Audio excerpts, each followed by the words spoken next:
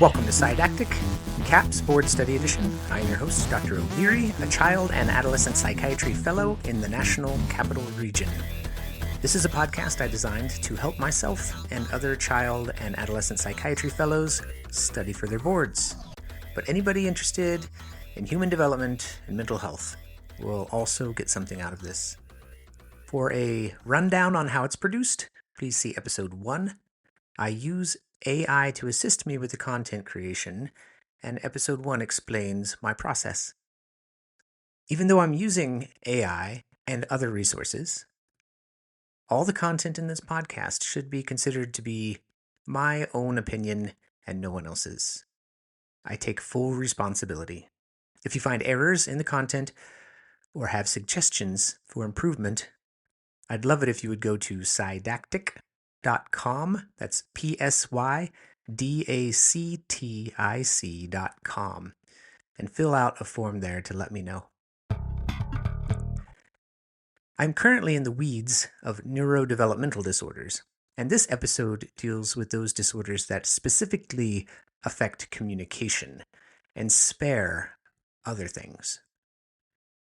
For all the disorders I cover here in this episode, if they can be explained by a more general or pervasive neurodevelopmental disorder like an intellectual disability or autism spectrum disorder, or a medical or neurological disorder like a disease or a traumatic brain injury, then those should be the diagnoses.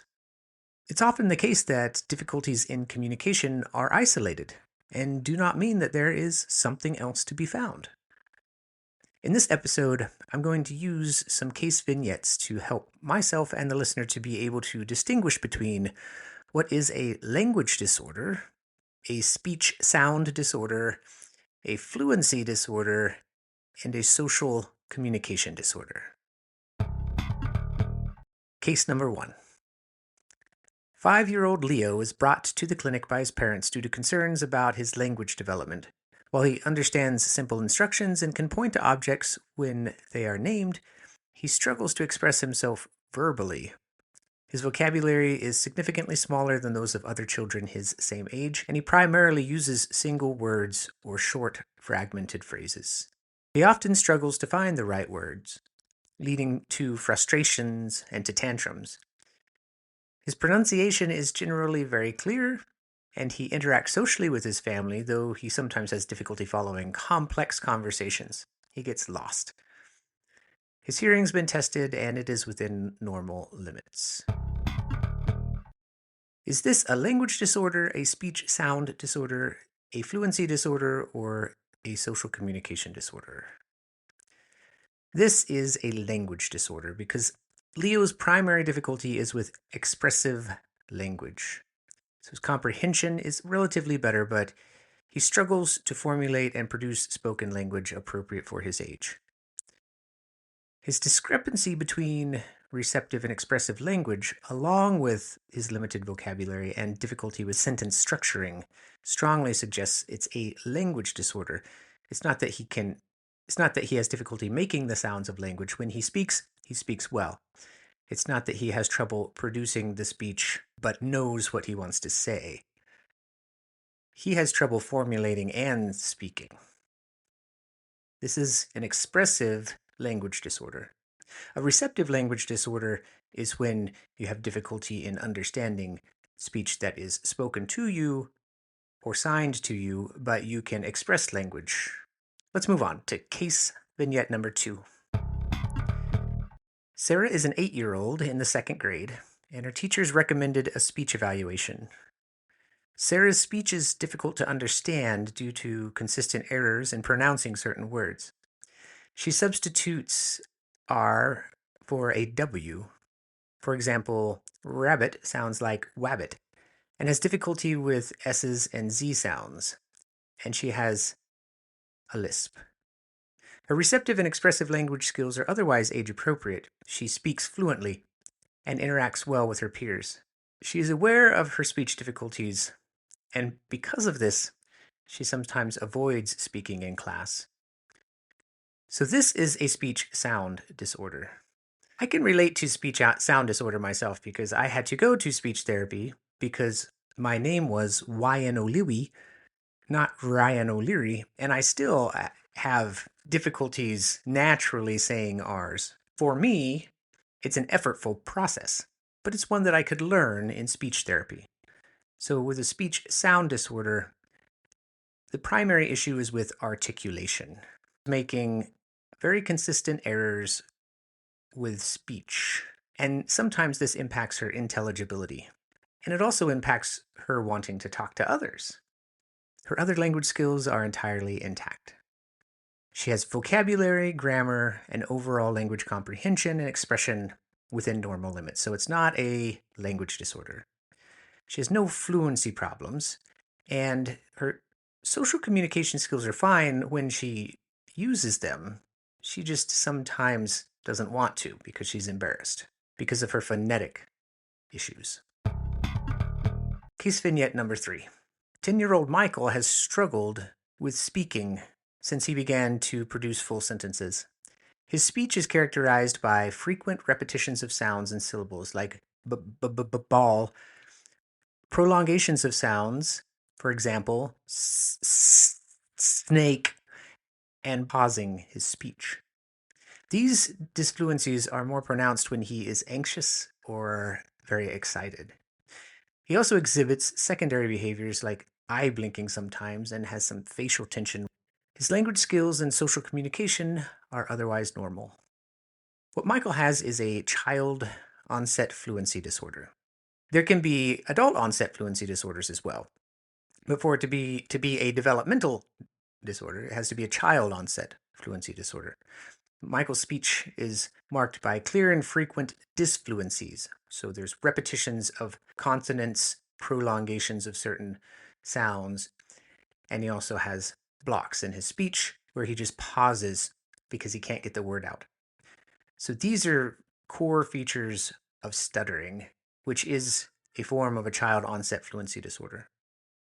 The fact that he has some extra behaviors that are similar to tics or might be called tics further supports the diagnosis of child-onset fluency disorder. And I'm going to get into the criteria for these things a little bit later.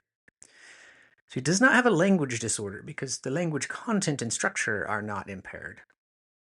He doesn't have a speech sound disorder, and this might be what you might mistake this for if you had to choose on a test, because some sound distortions might occur during the stuttering, but really the stuttering is with producing the correct sound, not with getting the wrong sound. So it's an issue with fluency, not with articulation. Let's move on to case number 4.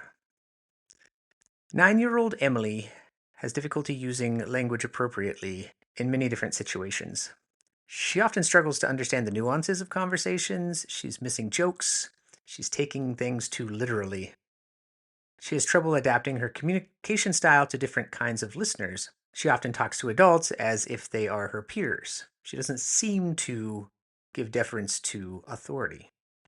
She often interrupts others, struggles to take turns in a conversation, and has difficulty understanding the nonverbal cues, the body language that her peers have. However, her vocabulary, her grammar, her pronunciation are all within normal limits.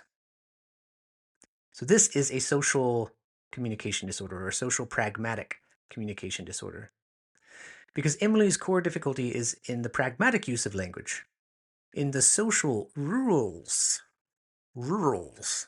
of communication.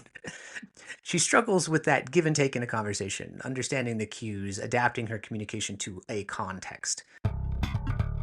Now that we've gone through a few cases, you can have those in mind as we venture through the DSM and talk about the core features of each of these diagnoses in a little bit more detail. So let's start with language disorder. So the core deficit in language disorder is a persistent difficulty in the acquisition and the use of language across multiple modalities. So it could be spoken, written, sign language, or anything else. And this is due to deficits in comprehension or in production or in both. So the key features of a language disorder tend to be a reduced vocabulary, fewer words than peers, and a limited sentence structure.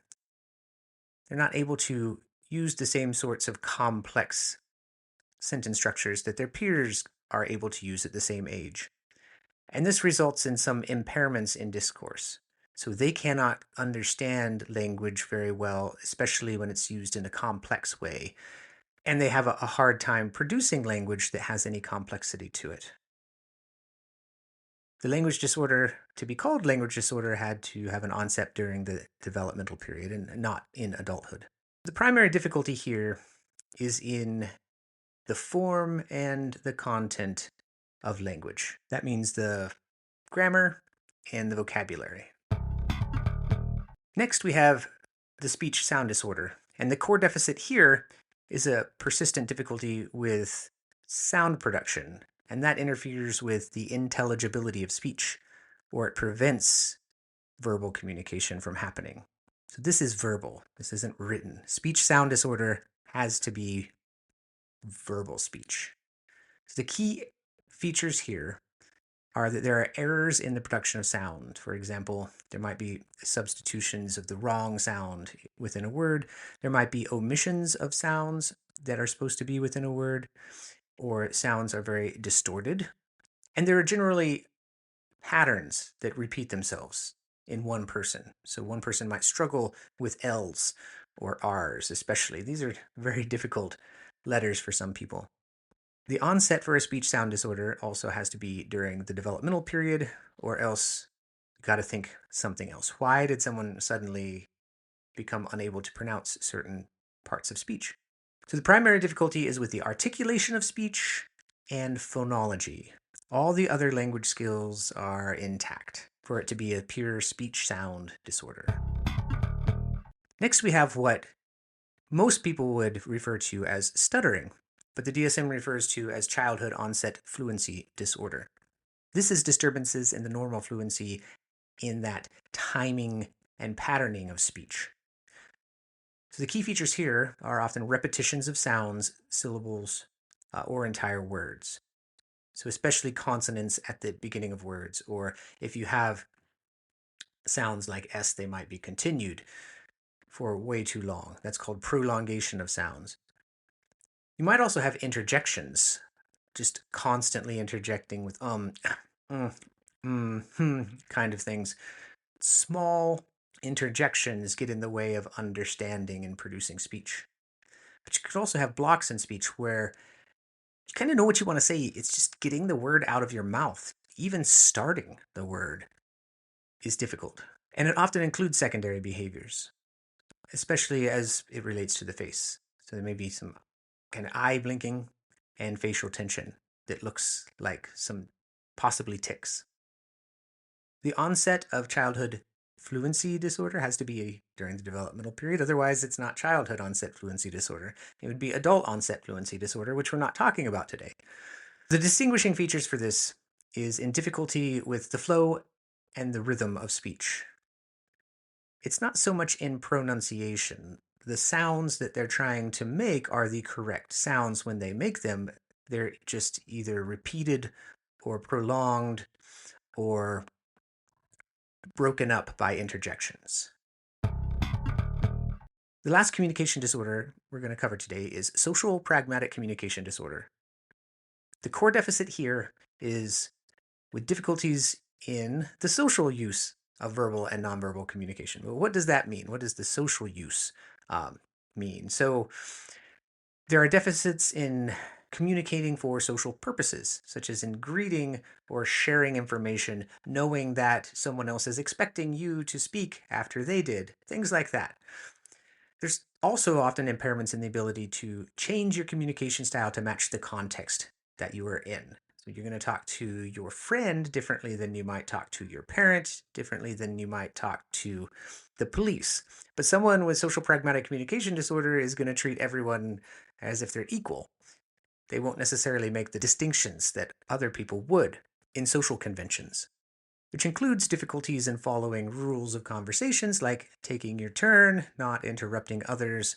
This is going to be very similar to ADHD. And in some people with ADHD, they will also have a social pragmatic component to it and will need help in identifying how to communicate appropriately socially. In social pragmatic communication disorder, it's not just verbal problems, but also nonverbal cues that get missed. So somebody's body language, facial expressions. People with social pragmatic communication disorder are often oblivious to the meanings of those things. The onset is also during the developmental period, and the distinguishing feature of this from everything else is it's really primarily a problem of pragmatic use of language. The form and the content of the language are relatively preserved. So the language generally sounds right, it's structured correctly, and it's very fluent. It's just kind of inappropriate, or at the inappropriate time. To wrap everything up here, I want to mention that these disorders can co-occur. Just because you have one doesn't mean you can't have the other. So it's possible for a child to have a language disorder and a speech sound disorder and a social pragmatic communication disorder. But I think that would suggest that something else is going on there. But you can have these things at the same time. Of course, we have to rule out lots of other neurodevelopmental disorders, any sort of medical cause that it could be. You have to make sure that they can hear speech, right? So audiology exams are very important. And when in doubt, ask a colleague to also look at the child and see what they notice, because sometimes we miss subtle things that other people, because of their experience, might pick up on. Thank you for hanging out with me again today. I am Dr. O'Leary, and this has been an episode of Didactic Child and Adolescent Board Study Edition.